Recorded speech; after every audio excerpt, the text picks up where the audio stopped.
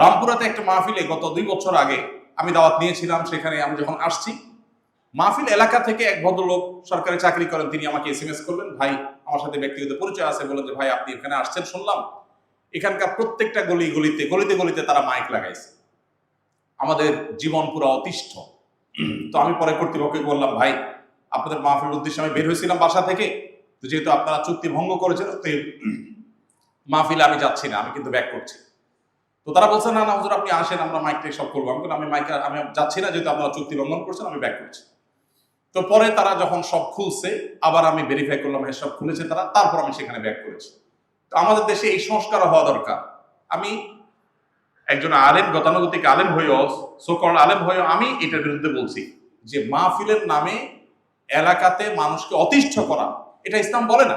তবে হ্যাঁ, গ্রামে গঞ্জের কোনো জায়গায় ওয়াজ মাহফিলে আপনারা জানেন যে